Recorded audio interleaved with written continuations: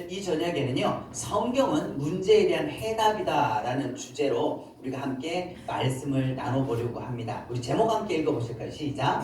성경은 문제에 대한 해답이다. 아멘. 인생에는요, 갖가지 문제들이 있습니다. 우리 삶의 모든 자리와 삶의 모든 현장에는 각기 자기에게 있어서는 정말 힘들고 어려운 문제들이 있어요. 남이 볼 때는 야, 뭐 그런 걸 문제라고 끙끙 앓고 그러냐. 근데 나한테 죽을 것 같은 문제야. 그죠? 남이 볼 때는 대수롭지 않지만 내게 있어서는 정말 절대적인 문제들이 있어요. 그런데 각양각색의 그런 문제들의 해답이 뭐냐는 거예요. 우리 인생에 문제는 있는데 답이 없으니까 우리 인생이 어떡하죠? 답답한 거예요. 답을 알면 전혀 문제가 되지 않습니다. 우리 인생에도요, 답을 알면 쉽게 갈 수 있어요.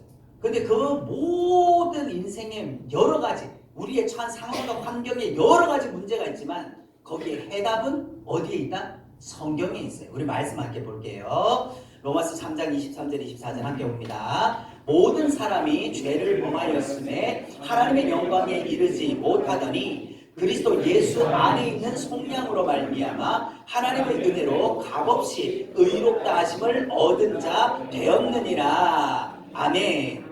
자, 모든 사람이 뭐를 범했다고요? 죄를 범함으로 말미암아 어디에 이르지 못하게 됐다는 겁니까? 하나님의 영광. 이 하나님의 영광을 우리가 알아듣기 쉽게 하면 어디 못 간다는 거예요. 천국에 갈 길이 막혀버렸다는 거죠. 그런데 돌아갈 수 있는 길이 있다. 그게 24절에 그리스도 예수 안에 있는 뭐로? 속량으로. 우리 죄는 우리가 지었는데 그 죄값을 누가 담당해 주셨다는 겁니까? 예수님이 담당해 주심으로 말미암아. 근데 그것은 우리가 뭔가 노력을 하고 우리 의지를 들이고 우리가 결심을 내가지고 받아낸 게 아니라 하나님의 은혜로 값없이 주셨다는 거예요. 하나님이 우리를 너무 사랑해서 그냥 베풀어 주셨다는 거죠. 그리고 죄인 된 우리를 의롭다 하여 주셔서 우리가 돌아갈 수 있는 길이 열렸다라는 거예요. 그럼 창세기 3장 이후에 아담의 후예가 안고 있는 문제가 뭐냐? 여러분, 우리는 문제를 알아야 해결을 할 방법이 생기는 것이죠. 우리 인생에 경제적인 문제든 관계의 문제든 자녀의 문제든 건강의 문제든 물질의 문제든 모든 것은 이 문제에서부터 출발합니다. 첫 번째가 뭐냐면 1번 읽어봅시다. 시작. 반드시 죽으리라 한 사망이 왔다는 거예요. 창세기 3장에서 아담과 하와가 선악을 알게 하는 나무의 실과를 먹고 난 다음에 아담 이후에 모든 인류의 가장 첫 번째 문제가 뭐냐면 선악을 알게 하는 나무의 실과를 먹으면 어떻게 된다? 반드시 죽는다. 반드시 죽어야 된다라고 하는 이 사망이 왔다. 두 번째는 뭐냐면 함께 읽읍시다. 벗었음으로 두려워하여 숨었나이다 라고 한 벌거벗음. 이 죄값으로 말미암아 죄책감에 계속 시달리는 거예요. 마귀는요, 우리의 뭘 공격하느냐 하면은 야, 네가 그러고도 예수 믿는 사람이야? 예수 믿어봐야 되는 게 뭐 있어? 네가 그런다고 그렇게 해서 착한 척하고 사냐? 위선 부리고 살지 마라. 계속 우리 속에 이 죄들을 끄집어내며 죄책감을 시달리게 만드는 겁니다. 그래서 어떻게 하든지 간에 예수 그리스도에서부터 우리를 끊어내려고 하는 거죠. 그리고 가장 큰 세 번째 문제가 있는데 그 사람을 쫓아내시고 한 무슨 문제? 추방. 우리가 하나님의 존전에서부터 추방당했다는 거예요. 하나님 앞에서 쫓겨났다는 거예요. 이건 아담과 하와의 문제만이 아니라 모든 인류가 처한 세 가지 문제, 죄로 말미암아 우리가 안고 있는 이 세 가지의 결정적인 문제를 안고 있다는 거죠. 그럼 예를 한번 들어봅시다. 마가복음 2장 3절을 보면요, 한 중풍병자를 네 친구가 메고 오는 장면이 나옵니다. 사람들이 한 중풍병자를 네 사람에게 메워가지고 누구에게로 왔어요? 예수님께로. 자, 그럼 이 사람들이 한 중풍병자를 예수님께로 메고 올 때는 뭐를 기대하고 예수님께로 메고 온 거죠? 자, 이 사람의 문제가 뭡니까 지금? 중풍병이에요. 중풍병이라는 것을 누구에게 가면 고칠 수 있겠다? 예수님께로 가면 고칠 수 있겠다라고 하는 믿음을 가지고 이 친구들이 침상째에 메어가지고 데리고 왔다는 거예요. 그런데 예수님께서 5절을 보니까 예수께서 그들의 믿음을 보시고 중풍병자에게 이르시되 뭐라고 말씀하셔요? 내 죄사함을 받았느니라. 사람들은 예수님을 믿고 병 고치려고 그랬는데, 예수 믿고 내 경제적인 문제 좀 해결하고, 예수 믿고 자식 간의 문제 좀 해결하고, 예수 믿고 내 영적인 문제 좀 해결하고, 내 문제 해결해 보려고 왔는데, 예수님은 그 사람을 보고 뭐를 말합니까? 뭐가 문제다? 죄의 문제다. 오늘 새벽에도 말씀드린 것 같이 우리 인생에 원하지 않는 불행, 고통, 좌절, 절망, 모든 문제들이 나는 알지 못해도 내 속에 마치 거대한 자석같이 쇠붙이를 끌어당기는 이 죄라고 하는 이 자석이 들어앉아가지고 저주도 질병도 고통도 모든 걸 끌어당기고 있다는 거예요. 그래서 예수님은 본질을 보는 거죠. 사람들은 중풍병이라는 현상 때문에 예수님 앞에 왔지만 예수님은 그 본질을 꿰뚫어보고 죄의 문제다라고 하는 것을 말씀하고 있어요. 그리고 또한 이 사람의 문제는 뭡니까? 요한복음 3장에 보면 니고데모라고 하는 사람이 밤중에 예수님을 찾아왔어요. 그리고 예수님께 이렇게 말씀하죠. 밤에 예수께 와서 당신은 하나님께로부터 오신 선생인 줄을 아나이다. 자, 만약에요, 초신자가 우리 교회에 이제 어떤 새로운 성도가 왔는데 그 성도님 오자마자 그냥 목사님 손을 탁 붙들고 당신은 하나님께로부터 온 선생인 줄 압니다 막 이러면서 신앙 고백을 하면, 야, 우리 목회자 입장에서는 어떨까요? 야, 이 사람 잘 키워서 장로 시켜야겠네. 완전 장로감이 불러 들어왔다. 이렇게 믿음 좋을 수 있냐? 그럴 거예요. 그렇지 않나요? 네, 갑자기 분위기가 싸는데, 네, 나는 안 그런데 왜 그러냐 이런 분위기. 네, 그렇죠. 그런데 예수님은 그 말에 현혹이 되는 게 아니라 뭐라고 말씀하냐? 진실로 진실로 내게 이르노니 아멘 아멘. 여러분, 아멘이라고 하는 것은요, 단순하게 우리가 어떤 기도나 어떤 것에 추임새로 하는 것이 아니라 아멘이라는 건 내가 그런 것으로 믿는다는 거예요. 그 믿는다는 게 단순한 게 아니라 내가 이 말씀을 어기면 죽여도 좋다라는 믿음을 가지고 하는 게 아멘이에요. 근데 아멘 아멘 내게 이르노니 거듭나지 아니하면 뭐를 못 본다? 하나님의 나라를 볼 수 없다. 네가 지금 나를 육신적으로 보고 내가 전한 말들을 듣고 하나님께로부터 온 선생이다라고 이야기를 하지만 네가 진심으로 거듭나지 아니하면, 다시 태어나지 아니하면, 본어게인 하지 아니하면 하나님 나라를 볼 수 없다는 걸 좀 쉽게 얘기하면 어디 못 간다는 겁니까? 천국 못 간다는 거예요. 오늘날 이렇게 신앙생활 열심히 하고 율법에 정통한 학자고 그 다음에 바리새인이고 그가 와가지고 율법 선생 아닙니까? 니고데모는 그 율법 선생으로서 바리새인으로서 그렇게 대단한 종교심을 가지고 있는 사람이 왔음에도 불구하고 예수님은 그 사람의 본질이 뭐냐? 네 속사람이 변해야 된다. 그래서 육으로 난 것은 육이요 영으로 난 것은 영이다. 한마디로 말해서 육신의 것으로는 하나님 나라를 볼 수가 없다. 우리가 영으로 거듭나야 된다라고 하는 거죠. 그러면 중풍병자라고 하는 현상, 이 중풍병이라는 현상의 본질이 뭐였냐? 죄 때문이다. 네가 하나님 나라에 갈 수 없는 가장 큰 이유가 뭐냐? 거듭나지 못했기 때문이다. 그러면 이 죄의 문제와 거듭남의 문제의 해결점이 어디에 있느냐? 누구에게로 왔어요? 예수께로 와서, 예수께로 와서. 한마디로 이 문제의 해답은 누구에게 있다? 예수님께로 있어요. 예수님. 그러면 예수님이 어떤 분이시냐? 그건 어디에 있죠? 말씀에 있다는 거예요. 말씀. 오늘날 우리 신앙의 가장 큰 불행이 뭐냐 하면요, 말씀대로 이루시는 그 예수님을 못 보는 데 있다는 거죠. 그러면 이제 문제가 나왔으니까 해답을 알아보자고요. 첫 번째, 반드시 죽으리라 라고 한 이 문제에 대한 해답이 뭐냐? 여러분, 한 번 죽는 것은 사람에게 정해졌다 그랬어요. 태어나는 것은 순서가 있지만 죽는 것은 순서가 없습니다. 죽음에 대해서 우리가 세 가지를 모른다 그랬잖아요. 새벽에 안 오신 분들은 잘 모르시겠지만 죽음에 대해서 우리가 세 가지를 모른다 그랬어요. 언제, 어디서, 어떻게 죽을지 아무도 몰라요. 아무도 몰라요. 밤새 안녕할 수도 있어요.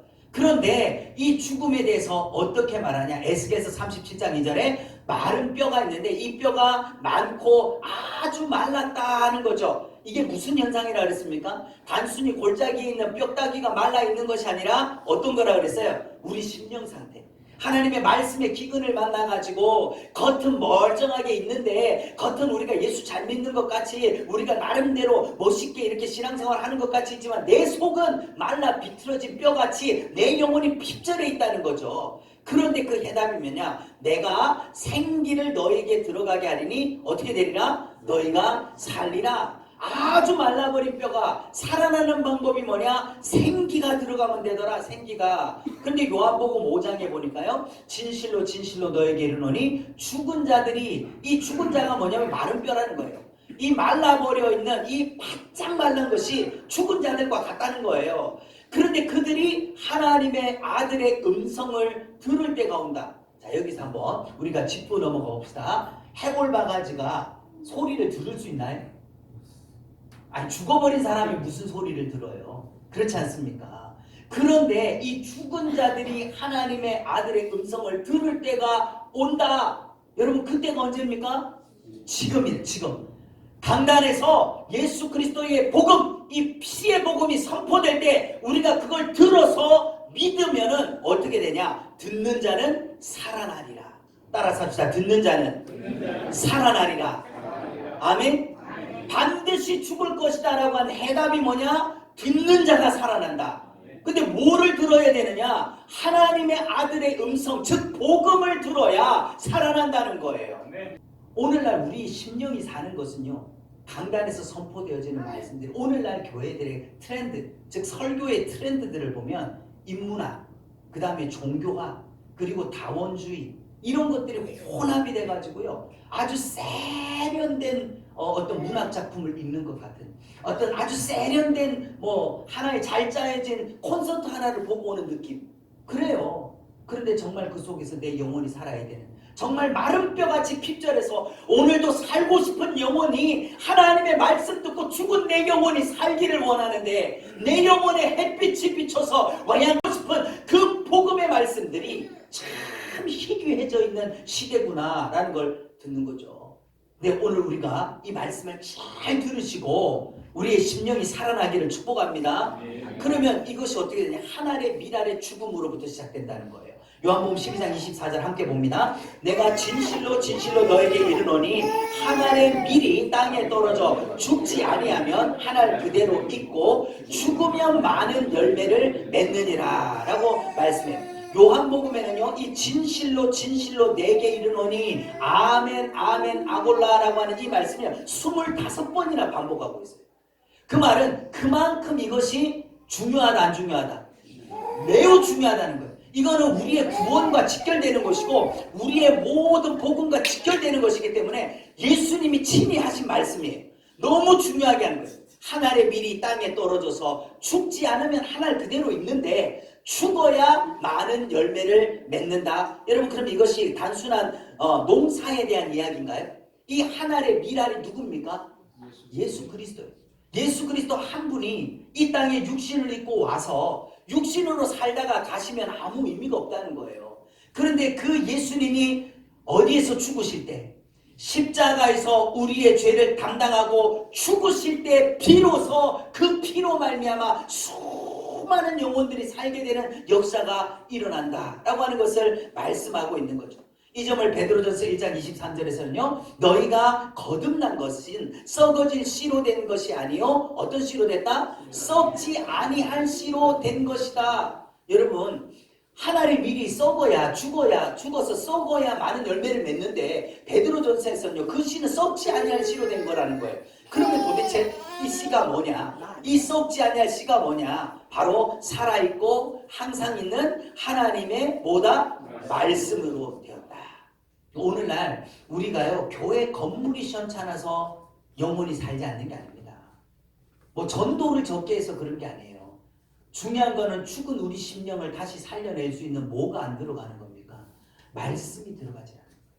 예수 믿어라고 말하지 말고 왜 믿어야 되는지를 가르쳐주면 우리가 잘 믿겠다는 거예요. 여러분, 우리 신앙생활도 그런 거 아닌가요? 다녀라 충성해라 바쳐라가 아니라 내가 왜 해야 되는지를 알면 당연히 한다는 거예요. 그 당연히 할 수밖에 없어요. 죽어버린 우리의 심령 가운데 뭐가 들어오면 하나님의 말씀, 썩지 아니하는 하나님의 말씀이 들어와서 그 말씀이 생명력이 되면요, 살아나 버린다고요. 그 막을 길이 없다는 거예요. 그거는 누구도 막을 길이 없다는 겁니다. 그러면 거듭남이 왜 중요한가? 로마서 8장 9절에 누구든지 그리스도의 영이 없으면 그리스도의 사람이 아니라 예수를 죽은 자 가운데서 살리신 이의 영이 너희 안에 거하시면 그의 영으로 말미암아 너희 죽을 몸도 살리시리라. 할렐루야. 여러분, 사람들은요 죽을 몸에 대한 걱정이 많아. 먹는 걱정, 입을 걱정, 사람 걱정, 무슨 걱정, 죽을 몸에 대한 걱정은 꽉 들어차 있는데 정작 중요한 뭐에 대한 걱정을 안 해요? 내 영혼의 때에 대한 걱정을 안 하는 거예요. 우리 육신의 모든 문제는 우리 영의 문제로부터 출발하는데 그 영의 문제에 깊숙한 것은 죄가 자리 잡고 있는데 그 죄의 문제를 해결할 것은 예수를 죽은 자 가운데서 살리신 영, 이 성령님이 우리 가운데 오셔야 너희 죽을 몸도 산다는 거예요. 여러분, 병고침 중요하죠, 그죠? 은사와 능력과 이적과 기사라는 거 되게 중요합니다. 한때 한국 교회는 그걸로 말미암아 크게 부흥을 했습니다. 그런데 가장 중요한 건요, 병고침이 구원을 주는 건 아니에요. 은사와 능력이 구원을 주는 건 아니에요. 구원은 하나님의 말씀, 곧 복음입니다. 근데요, 너무 놀라운 것은요, 이 복음이 믿어지면요, 기적은 일어나더라고요. 그냥 머리를 땅바닥에 처박히도록 안수기도를 안 해도요, 하나님의 말씀이 믿어지는 순간에 문제가 해결되더라고요. 질병이 떠나가고요, 모든 관계가 풀어지고요, 묶인 것이 풀어지는 역사가 일어납니다. 너희 죽을 몸도 살리시리라. 그래서 여러분, 병아리가 있죠. 병아리가 어디서 나오나요? 계란에서 나오죠. 예, 알에서 나와요. 그런데 모든 계란을 품고 있다고 해서 다 병아리가 됩니까? 오직 그 안에 유정란, 씨가 들어있는 계란에서만 병아리가 나와요. 그러면 씨가 없는 계란을 품고 있으면 어떻게 되죠? 썩어서 썩는 데가 진동을 합니다. 그 계란 썩은 거 터지면요, 보통 문제가 아닙니다, 이게. 예, 씨가 있어야만 그 안에서 병아리가 나오듯이 오늘날 우리의 이 썩을 육체 안에 썩지 아니할 하나님의 영이 씨가 들어와 있어야 이 죽을 몸이 깨지고 나면 뭐가 그 속에서 나오는 거예요? 알이 깨져서 그 속에 생명이 있으면 병아리가 나오듯이 우리가 부활의 영광으로 나올 수 있다 이 말이에요. 부활의 영광. 그 부활의 영광은 바로 내 속에 들어있는 생명의 말씀의 씨로 말미암아 일어나는 것이죠. 그래서 우리는 하나님의 자녀요 왕같은 제사장이라고 성경은 선포합니다. 갈라디아서 4장 6절에 그러므로 너희가 아들이므로 하나님이 그 아들의 영을 우리 마음 가운데 보내주셨대요. 어떻게 우리 가운데 보내주셨습니까? 하나님 아들의 영이 우리 마음 가운데 어떻게 오셨어요? 성령님으로 우리 가운데 오셨어요. 그러면 성령님은 우리 가운데 오셔서 뭘 하려고 오셨죠? 은사, 능력, 기적을 베풀려고 오셨나요? 성령님의 가장 큰 제1목적은 말씀을 믿어지게 하고 말씀을 깨닫게 하기 위해서 오신 거예요. 근데 우리 속에 말씀이 없으면 여러분, 자판기에 빈 깡통 자판기에다 돈 넣고 아무리 눌러도 물건이 나온다 안 나온다? 안 나오죠. 들어있는 게 나오는 거예요. 우리 속에 말씀이 없으면요, 성령님이 깨닫게 해주고 싶어도 말씀이 없는데 뭘 깨닫게 해주나요? 우리 속에 들어있는 게 없는데. 그러니까 여러분, 성경을 통독하고 읽을 때도요, 읽으면 아이고 목사님 힘들어요, 어려워요, 뭔 말인지 모르고 그래도 읽어. 그냥 집어넣어놔. 나는 몰라도 내 안에 성령님은 그걸 아셔. 그래서 때가 되면요, 기억나게 하시는 거예요. 깨달아지게 하시는 거예요. 영적 싸움은 말씀으로 하는 겁니다, 여러분. 근데 내 속에 말씀이 없으면요, 영적 싸움이 되지를 않아요. 사탄은 말씀을 가지고 우리를 공격을 하는데 우리는 그것을 대적할 말씀이 내 속에 하나도 없으면 성령님이 나를 통하여 일하실 수가 없다는 거죠. 그래서 이 성령님 우리 가운데 하나님의 말씀을 우리 가운데 부어주셔서 하나님을 누구라고 부르셨다고요? 아빠 아버지라. 하나님을 아빠 아버지라 부르는 게 쉬운 것 같습니까? 절대 그렇지 않아요. 하나님을 아버지라 부르는 자는 좋은 일이 있으리라. 많이 있으리라. 우리 서로 뜨겁게 사랑하면은 좋은 일이 있으리라. 많이 있으리라. 할렐루야. 하나님을 아버지라 부르는 것이요, 여러분, 우리가 육신의 아버지도 있지만 우리 영원한 아버지, 내 영의 아버지, 그 하나님을 아버지라 부를 수 있다는 게 얼마나 엄청난 거냐. 여러분, 이게 왜 중요하냐면요, 이 사진에 나와 있는 이 애기들이 누굴까요? 이게 로얄 베이비, 영국 왕실의 왕세손, 왕세손 엘리자베스 여왕의 증손자들이에요. 그래서 이 왕세손들인데 영국에서 이 아이들이 태어났을 때 어마어마한 경축을 했어요. 여러분 전 세계에서 1년에 1억 명이 넘는 신생아들이 태어납니다. 그런데 이 아이들은 뭔데 그렇게 온 영국이 막 축하를 하고 전 세계가 축하 사절단을 보내고 막 축전을 보내고 그럽니다. 뭐예요? 이 아이나 오늘 여기 있는 우리 목사님 손자나 볼 때 제가 목사님 손자가 더 예뻐. 이 애기가 훨씬 예뻐. 우리 얘들이랑 상관없잖아요. 그죠? 근데 얘 속에는 뭐가 들었어요? 로열 베이비. 얘가 자라면 영국의 왕위를 이어받을 권리가 이 안에 들어요. 그냥 왕실에서 태어났다는 것 때문에 얘가 자라면요 왕위를 이어받을 수 있는 씨가 그 속에 들어있어요. 그러니까 다른 사람하고는 다르죠. 그런데 여러분 그 썩어질 이 땅의 왕의 면류관 그 왕실의 씨 가졌다는 것만으로도 그렇게 엄청난데 우리는 어떤 사람이에요? 우리는 하나님의 자녀요 왕같은 제사장. 그러므로 내가 아들이니 아들이면 하나님으로 말미암아 하나님의 나라를 유업으로 받을 자들이다. 할렐루야. 여러분 썩어질 이 땅의 나라가 아니라요 우리는 영원히 쇠하지 아니하는 그 하나님의 나라를 유업으로 받아요. 그런데 여러분 그 유업으로 받는 것은 저 지나가던 거지에게 야 우리 재산 다 가져가라 그러지 않는다는 거예요. 옆집의 아이를 내가 아무리 예뻐해도 걔한테 내가 유산 물려주지 않아요. 누구에게 준다? 자녀가 받을 권리라 해요. 자녀가.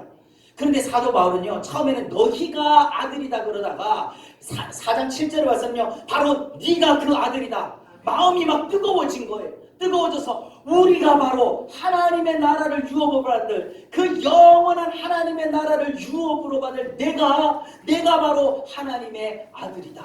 자녀가 되었다. 엄청난 것이죠. 여러분 그러니까 1번 문제가 뭐였습니까? 인간의 아담의 후예가 안고 있는 첫 번째 문제가 반드시 죽으리라고 하는 죽음의 문제. 그 죽음의 문제를 해결하는 게 뭐냐? 영원히 썩지 않은 생명이 내 속에 와서 육신은 죽어서 흙으로 돌아갈지만 이 육신의 장막이 깨어지는 순간에 우리 속에는 뭐가 나와요? 영원한 부활의 영광이. 영원한 부활의 영광이 우리 가운데 있게 되는 영원히 살리라 하는 그 은혜가 우리 가운데 부어져서 우리가 거듭나서 하나님의 자녀가 되므로 어디를 유업으로 받는다? 하나님의 나라를 유업으로 받는다. 여러분 하나님의 나라를 유업으로 받는다는 것이 얼마나 큰 은혜인 줄 아십니까? 하나님의 나라에는 부족함이 없어요. 하나님의 나라에는 아픔과 슬픔과 더 이상 고통하는 것과 곡하는 것이 없대요. 그걸 유업으로 받는다니까요. 그러면 하나님의 나라에 가서만 우리가 그걸 누리겠습니까? 이 땅의 자녀가 이 땅의 하나님의 자녀로서의 우리가 왕자와 공주로서의 그 권리가 세워지는 순간에 우리는 그걸 다 누릴 수 있는 영광이 생기는 거예요. 두 번째로요. 벌거벗은 수치. 그래서 마귀가 우리가 사는 날 동안에 예수님이 십자가에서 우리의 모든 죄를 도말하시고 우리를 속량하여 주셨지만 여전히 우리는 죄된 육체 가운데서 이 세상에 살다 보니 마귀가요 계속해서 우리에게 죄책감을 심어줍니다.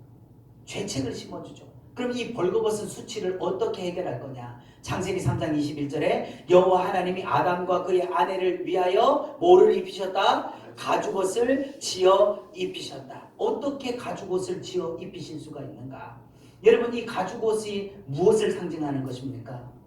두 가지죠. 죄는 반드시 죽어야 한다. 짐승이라도 죽어야 된다. 라고 하는 것. 그래서 이때부터 구약의 제사법이 이미 가축의 짐승의 죽음으로 말미암아 죄를 전가하고 죄를 간구할 수 있는 게 여기부터 만들어진 거예요. 이미. 그래서 바로 4장에 가서 가인과 아벨의 제사가 나오죠. 가인과 아벨의 제사는 가인은 뭘로 예배를 드렸어요?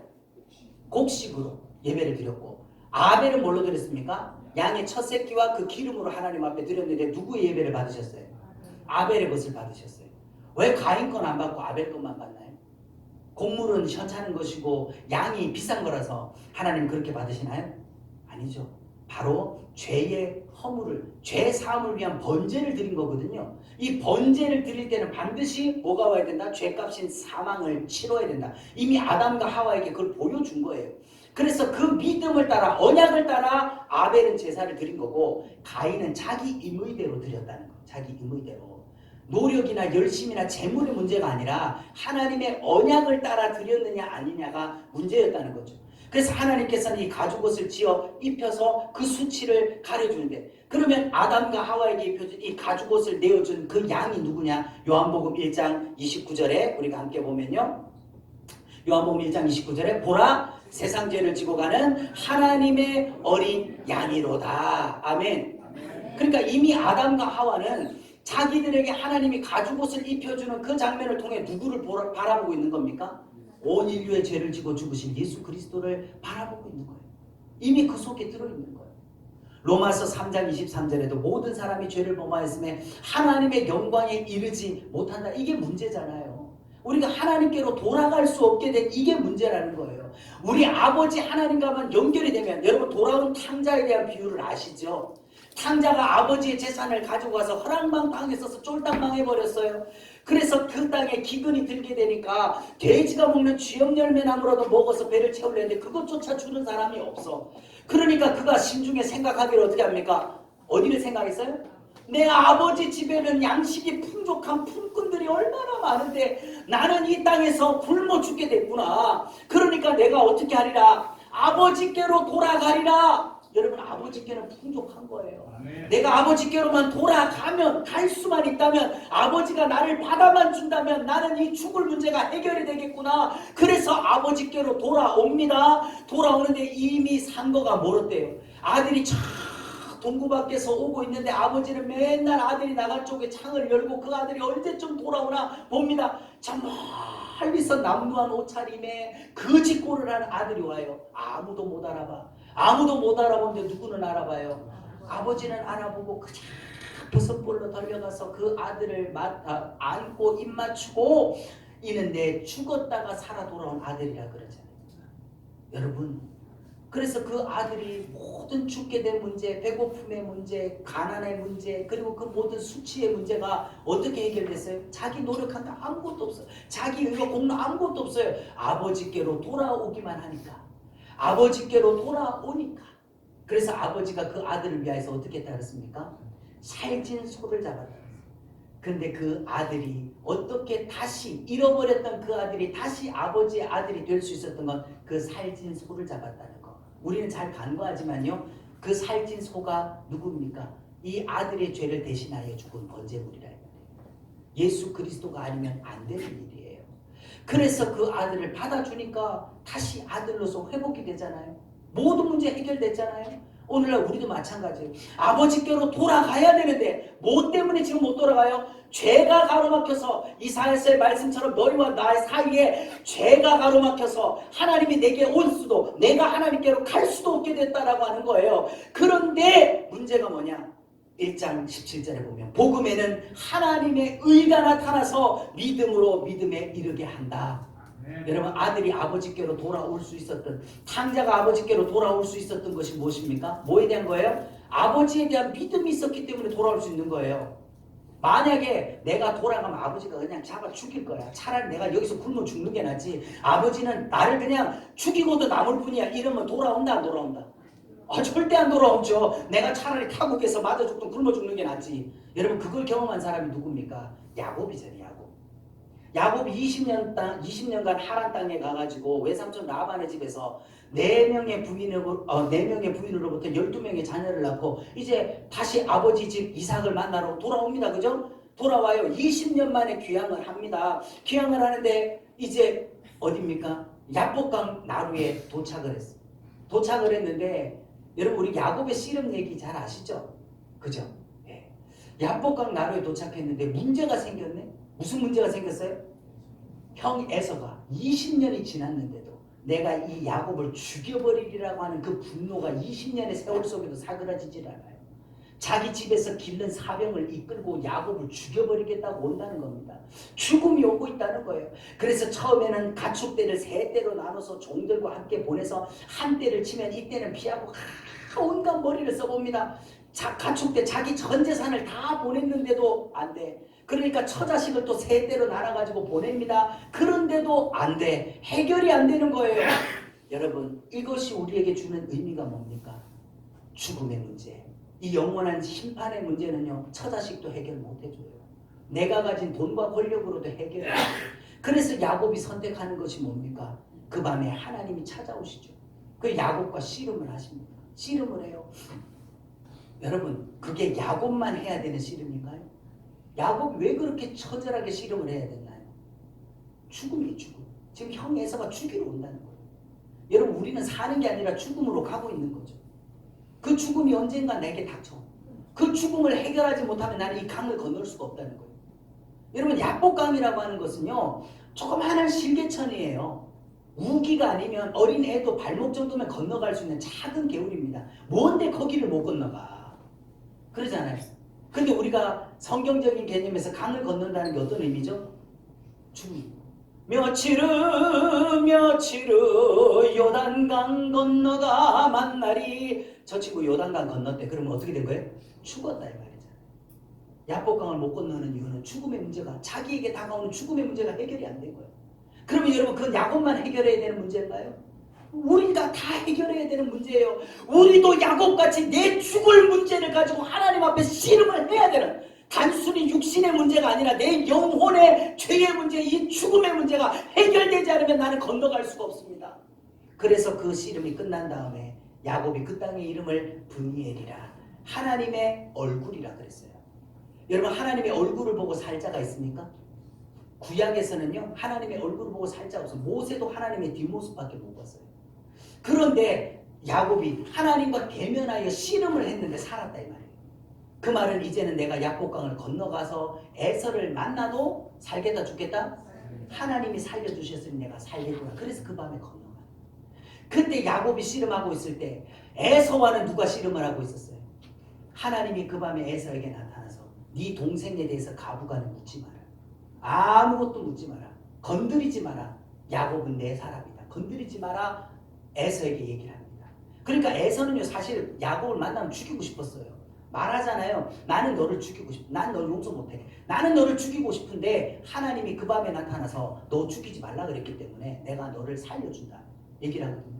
여러분, 오늘날 이거죠. 사탄이 아무리 우리를 죽이고 아무리 우리를 멸망시키고 아무리 우리의 것을 빼앗으려고 해도 주님 내 편이시면, 하나님 내 편이시면, 내가 기도할 때 하나님이 일하시고, 내가 기도할 때 하나님이 역사하시고, 내가 하나님을 붙들 때에 하나님이 능력으로 나타나시는 거죠. 믿음으로 말미암아 믿음에 이르게 한다. 이 벌거벗음의 심각성이 얼마나 크냐면요, 창세기 9장을 보면 노아가 방주에서 나온 다음에 포도나무를 심어서 그 열매를 따먹고 술이 취해버렸어요. 그래가지고 자기 장막 안에서 벌거벗었어요. 이게 뭡니까? 창세기 3장에서 아담과 하와가 선악의 나무의 실과를 먹고 벌거벗은 거하고 똑같은 게 반복되는 거예요. 노아는 930년을 삽니다. 930세를 사는 날 동안에 그의 일생에 대해서 기록할 것이 얼마나 많겠어요. 그런데 굳이 성경에 노아의 이 수치를 드러내는 이유가 무엇입니까? 이게 우리의 모습과 똑같은 거예요. 우리가 비록 예수 피로 말미암아 의롭다함을 입고 우리가 예수 피로 말미암아 거룩함을 입었다고 하지만 여전히 우리 속에서, 우리가 살고 있는 이 죄 속에서 벌거벗은 수치들이 드러나는 거죠. 그런데 함은 그것을 보았지만 그의 두 아들이었던 셈과 야벳이 뒷걸음질 치고 들어가서 아버지의 하체를 덮어줬다. 이 창세기 3장으로 보면 벌거벗은 것을 덮어주는 것이 뭐로 나옵니까? 벌거벗은 수치를 하나님이 가죽옷으로 덮어주는 것이죠. 그런데 덮어주는 것은 셈과 야벳이 덮어줬어요. 그런데 보니까 26절에 셈의 술에서 깨어난 노아가 그 사실을 알고 셈의 하나님 여호와를 찬송하라 라고 하는 거예요. 이 벌거벗은 수치는 셈과 야벳이 같이 덮어줬는데 이 노아는요, 셈의 하나님, 셈을 찬양한 게 아닙니다. 셈의 하나님 여호와를 찬송하라 라고 말씀해요. 이게 뭘 말합니까? 셈의 후손으로 누가 오시는 거예요? 예수 그리스도가 오시는 거죠. 그러니까 자기의 벌거벗은 하체를 덮어준 건 셈이 한 게 아니라 셈 속에 있는 예수 그리스도께서 덮어줬다는 거예요. 이것을 시편 32편 1절에 허물의 사함을 받고 자신의 죄가 가리워진 자는 드디어 뭐가 있다? 복이 있다. 할렐루야. 여러분, 축복 성회잖아요. 이게 복 받아라, 복 받아라, 받아라, 받아라, 다 가져가라 이런다고 되는 게 아니에요. 우리 새해 인사 많이 하잖아요. 새해 복 많이 받으세요. 주거나 받으라고요. 주지도 않으면서. 그죠? 새해 복 많이 받. 그런다고 복 받을 수 있으면 얼마나 좋아. 여러분, 그게 아니라는 거예요. 뭐가 가리워져야? 죄가 해결되어지는 자는 복이 있다. 죄의 문제가 해결되어져서 하나님과 내가 불화하던 것이 화목되어지면 그것이 복의 통로라는 것이죠. 마지막 세 번째로 추방당했어요. 이제 우리가 죽음 이후에 우리는 어디로 돌아가야 됩니까? 아버지 집으로 돌아가야 되는데 죄 때문에 돌아갈 수 없게 된 이 문제, 우리가 어떻게 구원받아 천국 갈 수 있게 되느냐? 세 가지 축복이 됐어요. 로마서 5장 1절에 우리가 믿음으로 의롭다 하심을 얻었으니, 한마디로 말미암아 말씀드리면 우리가 뭔가 노력해서 의로움을 얻는 게 아니라는 거예요. 우리가 뭔가 내가 헌금 많이 하고 교회 생활 열심히 하다 보면 내가 뭔가 구원받은 줄 알지 않겠습니까? 아니요. 믿으라는 거예요. 하나님의 의의 옷을 우리에게 입혀주셨다. 우리 주 예수 그리스도로 말미암아 하나님과 뭐를 누리자? 화평을 누리자. 여러분, 우리가 의롭다 함을 입은 자만 하나님과 화평을 누릴 수가 있어요. 왜냐하면 하나님은 공의의 하나님이시잖아요. 죄가 있는 곳엔 반드시 심판해야 됩니다. 이 죄의 허물을 가리워주지 않고는 하나님은 절대 하나님과 화평할 수가 없어요. 그래서 의롭다 함을 받은 자만 하나님과 화평을 누릴 수 있는 거죠. 2절에 또한 그로 말미암아 우리가 믿음으로 서 있는 이 은혜에 들어감을 얻었으며, 의롭다함을 받았고요, 하나님과 화평할 수 있게 됐고요, 그로 말미암아 우리가 은혜의 보좌 앞으로 담대하게 나아갈 수 있게 됐다. 여러분, 우리가 기도할 때 제가 한번 질문 한번 드려볼게요. 여러분, 우리가 기도 끝나면 제일 마지막에 하는 게 뭐죠? 누구의 이름으로? 예수님의 이름으로 기도드렸습니다. 아멘. 그러면 하나님의 이름으로 기도하면 안 되나요? 성령님의 이름으로 기도하면 안 되나요? 왜 우리는 꼭 예수님의 이름으로 기도합니다. 아멘 해야 될까요? 왜 예수님의 이름을 강조할까요? 하나님은 계획을 하셨어요. 우리의 구원에 대한 계획을. 그 모든 구원 계획을 실행하신 분이 성자 예수 그리스도시죠. 그리고 그것을 전파하신 분이, 믿어지게 하고 전파하시는 분이 성령 하나님이세요. 우리의 구원의 모든 것을 이루신 분이 예수 그리스도, 그분 안에 있기 때문에 그런 거죠. 그리고 우리는 이 땅에서만이 아니라 하나님의 영광을 바라고 즐거워하느니라. 하나님의 영광을 바라고, 여러분, 영원한 천국의 소망이 얼마나 크고 놀라운 거예요. 그럼 여러분, 천국에 들어갈 때 우리가 벌거벗고 들어간다, 옷을 입고 들어간다. 여러분, 벌거벗은 자는 하나님 앞에 설 수가 없어요. 그래서 아담과 하와도 벌거벗은 것 때문에 두려워서 숨었다 그랬잖아요. 우리는 마지막 날에 하나님 앞에 설 때 의의 옷을 입어야 돼요. 예수님의 피옷을 입지 않고는, 예수 피로 말미암아 우리가 의롭다함을 입지 않고는 절대로 하나님 앞에 설 수가 없다는 거예요. 그러면 하나님께서 가죽옷을 입혀서 쫓아내신 것, 이게 어떤 것을 의미하냐? 창세기 3장을 보면요, 가죽옷을 지어 입혔다. 이같이 하나님이 그 사람들을 쫓아내셨다. 가죽옷을 입혀서 쫓아냈어요. 만약에 하나님이 죄로 말미암아 인간을 심판해버리고 죽음을 심판하는 것으로 끝내버린다고 한다면 가죽옷을 입힐 필요가 있나요? 아니, 그냥 죽여버리고, 아담과 하와 죽여버리고 다 필요 없고 다시 세팅 이러면 돼요. 그죠? 다시 만들면 되지. 하나님 다시 만들면 되잖아요. 그런데 하나님이 가죽옷을 입혀서 그들을 쫓아내셨다는 것은 뭐를 말하느냐? 다시 돌아오게 하겠다라는 하나님의 의지가 있다는 거예요. 내가 너희를 버린 게 아니라는 거예요. 내가 너희를 싫어서 쫓아낸 게 아니라는 거예요. 반드시 이 가죽옷을 입혀서 너희를 다시 내게로 돌아오게 하겠다는 거예요. 그 예표가 구약에 두 번에 쫓겨남이 있어요. 예레미야서를 보면요, 이스라엘 백성들이 하나님 앞에 범죄함으로 말미암아 바벨론에 의해서 그들이 멸망을 당합니다. 전부 포로로 끌려가죠. 다 포로로 끌려가는데 예레미야에게 하나님 말씀하시는 거예요. 바벨론에서 70년의 기한이 차면 내가 너희를 돌보고 나의 선한 말을 너에게 성취하여 어떻게 하리라? 돌아오게 하리라. 쫓아내는 것이 아니라, 하나님은 쫓아내는 게 목적이 아니라 뭐 하는 거다? 다시 돌아오게 하는 것이 목적이라는 거예요. 네, 오늘날 이것이 엄청나게 중요한 겁니다. 하나님께서 우리에게 고난과 좌절과 어려움들을 주시는 이유는 우리를 하여금 절망하고 좌절하고 우리를 멸망시키려고 하는 게 아니라 그 속에서 연단하여 하나님의 선한 말을 성취하여 돌아오게 하려고, 아버지께로 돌아오게 하려고. 그래서 29장 11절을 함께 봅시다. 시작. 너희를 향한 나의 생각을 내가 아나니 평안이요 재앙이 아니니라. 너희에게 미래와 희망을 주는 것이니라. 할렐루야. 하나님께서 오늘 우리에게 향하신 생각은요, 평안이고 재앙이 아니래요. 그런데 우리의 삶은 지금 평안이 많아요? 재앙이 많아요? 재앙이 많아요. 우리나라도 지금 평안이 많습니까? 재앙이 많습니까? 정말 재앙이 많아요. 왜 이런 일들이 벌어질까? 정말 우리는 낙심하고 실망할 수밖에 없는 상황 속에 있어요. 그런데 너희에게 미래와 희망을 주는 것이다. 단순하게 이것이 영원히 죽어서 가는 천국만을 말하는 것이 아니라 하나님께서 우리에게 그 의의 옷을 입혀서 영원한 하나님 나라로 돌아오게 하실 그 날을 예비하게 해서 우리에게 희망과 소망을 주신다는 거죠. 아멘. 이것이 창세기 1장에서 3장과 요한계시록 20장과 22장에서 대조입니다. 첫 창조, 창세기 1장 1절에 천지를 창조하셨다. 첫 창조가 나오죠. 근데 요한계시록 21장을 보면요, 내가 새하늘과 새 땅을 만든다. 재창조의 역사가 일어나요. 그리고 창세기 2장에서 배필을, 너를 돕는 배필 지을 거라 그랬죠. 근데 요한계시록 19장에서는요, 어린 양의 혼인기약이 이르렀다. 즉 어린 양 신부된 우리를, 교회를 하나님이 예비하시는 거예요. 창세기 2장 17절에는 반드시 죽으리라 그랬는데 요한계시록에서는요, 다시는 사망이 없을 것이다 라고 이루시는 것을 봅니다. 그리고 창세기 3장 24절에 쫓아내시고 생명나무의 길에 이르는 길을 지켜서 아무도 들어오지 못하게 하는데, 요한계시록 22장에 가서는요, 그들이 생명나무에 나아가며 문들을 통하여 성에 들어갈 권세를 받으려 함이로다. 아멘. 여러분, 죄로 말미암아 창세기에서 다 막혀버리고 파괴됐던 것들이 예수 그리스도의 십자가 사건. 여러분, 창세기와 요한계시록 요 사이에 뭐가 있는 겁니까? 예수님의 십자가 사건이 있는 거예요. 그 십자가와 부활을 통하여 가지고 다시 다 새롭게 하나님께로 돌아가는 이 역사를 이루는 것이죠.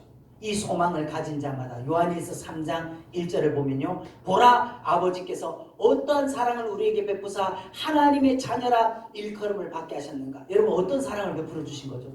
우리가 하나님을 아버지라고 부를 수 있고 우리가 하나님의 자녀가 된 것을 주신 것입니까? 요한복음 3장 16절에 하나님이 세상을 이처럼 사랑하사 누구를 주셨대요? 독생자를 주셨대요. 그 사랑, 그걸 통하여서 자기 아들을 내어주고 우리를 자녀 삼아 주셨다. 그래서 우리가 지금은 하나님의 자녀라. 장래에 어떻게 될지는 아직 나타나지 않았다. 우리가 아직 육신을 가지고 이 땅에 살잖아요. 장래에 될 것은 아직 나타나지 않았으나 그가 나타나면 주님 재림하실 때 우리가 그와 같을 줄을 아는 것은 그의 참모습 그대로 볼 것이기 때문이라. 구약에서는 하나님의 얼굴을 볼 수 없었죠. 근데 우리는 마지막 날 천국에 가면 어떻게 된다 그랬어요? 사도 바울이 말하기를 우리는 얼굴과 얼굴을 맞대어 보리라. 왜 구약에선 볼 수 없었는데 신약에 우리는 볼 수 있는 이유가 무엇입니까? 구약에서는 죄의 문제가 해결이 안 됐고 신약에 우리에서는 예수 피로 말미암아 성소의 휘장이 찢어져 버렸기 때문에 이제는 하나님을 볼 수 있다는 거예요. 여러분, 정말 우리가 마지막에 그리스도의 신부잖아요. 신부가 예복을 안 입고 신랑 앞에 나갈 수가 있나요? 신부가 정결하지 않고서 신랑 앞에 어떻게 떳떳하게 서겠어요? 우리가 지금은 나타나지 않았지만 신랑이 올 때 그 참모습을 그대로 보게 될 거다. 그리고 주를 향하여 이 소망을 가진 자마다 그의 깨끗하심과 같이 어떻게 한다? 자기를 깨끗하게 하느니라. 여러분, 우리가 교회 안에서 열심을 내고 우리가 교회 안에서 충성 봉사하는 이 모든 것이요, 뭐냐? 신부 수업이라 이 말이에요. 신부 수업. 신부로서 하늘의 소망을 가져 내 신랑 예수 그리스도를 만날 때 그 앞에 정결한 처녀로 우리가 중매되어지고 그 앞에 거룩한 신부로 서기 위하여서 우리가 신앙생활을 하는 것이죠. 그러므로 내 사랑하는 형제들아, 견실하며 흔들리지 말고 항상 주의 일에 힘쓰는 자들이 되라. 이는 너희의 수고가 주 안에서 헛되지 않은 줄을 알미라. 아멘. 여러분, 오늘날요 교회 안에서 충성해라, 우리가 열심히 신앙에 열심을 내자 그러면요 다 콧방귀 낍니다. 세상에 먹고 사는 것도 바빠 죽겠는데 무슨 교회 일까지 합니까? 라고 이야기를 하죠. 여러분, 그것은요 인간의 열심이나 노력을 하라는 게 아니에요. 내가 그리스도로부터 어떠한 은혜를 받았는지 알면 그 은혜에 감사하여서 당연히 나오는 것이라는 거예요. 목사님한테 잘 보이려고 하는 것도 아니고 내가 열심히 했으니까 하나님과 무슨 거래를 해가지고 나 11조 드렸으니까 하나님 30배, 60배, 100배 달라고 뇌물 쓰는 것도 아니고요. 여러분, 그것은 구원받은 자의 마땅한 은혜. 우리가 그리스도와 연합하여서 신부되었으면 당연히 그 신랑을 위하여서 내가 봉사하고 그 신랑을 위하여서 내가 살림을 열심히 사는 것이 마땅한 신부의 도리인 것 같이 우리가 그렇게 사는 것이다 라고 하는 것이죠.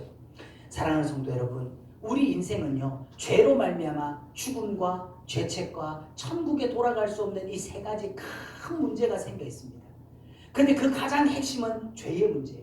이 죄의 문제가 해결되어지는 유일한 방법이 뭐냐? 예수 그리스도 안에 있는 속량밖에 없다는 거예요.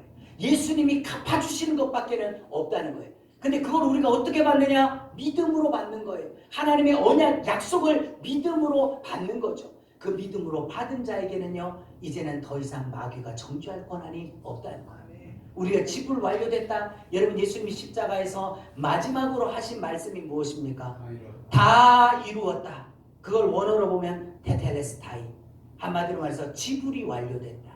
내가 영수증을 너에게 줬다.